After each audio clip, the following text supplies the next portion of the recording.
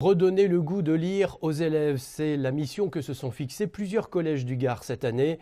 Cette fois, il s'agit de redonner le goût d'écrire. C'était en tout cas l'objectif de l'atelier animé par une romancière dans une classe de 4e au collège d'Hydro à Alès.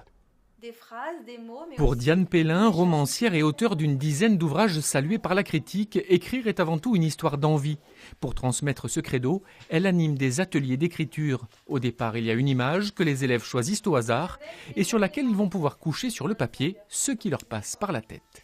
L'idée, c'est le lâcher prise. C'est je ne réfléchis pas, l'image, elle m'amène là, j'y vais. Peu importe si c'est cohérent, peu importe si les autres vont comprendre, peu importe si je ne sais pas où je vais, j'y vais quand même.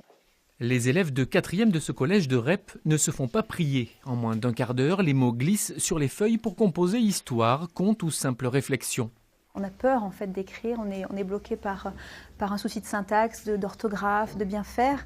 Et en fait, vraiment, j'aime rencontrer les jeunes parce que j'aimerais dès le départ leur expliquer qu'écrire, c'est un acte d'abord une action émotionnelle, sensorielle, voilà, sensuelle, plus qu'un acte intellectuel. La génération smartphone a des choses à écrire pour peu que la règle du jeu lui en laisse l'occasion. Certains d'entre eux qui nous viennent d'ailleurs ont un vécu particulièrement fort et donc l'écriture peut être un exutoire.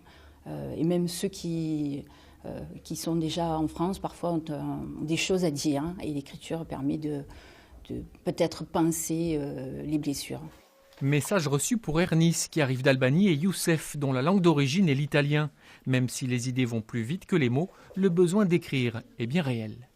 Des fois, par exemple, j'écris des petites poésies, des fois pour ma mère, des fois je les écris, je les pose là-bas, mais j'écris des fois. Et j'écris des trucs personnels, je le dis pas, mais si je dois écrire des histoires et tout, je peux le faire montrer à tout le monde.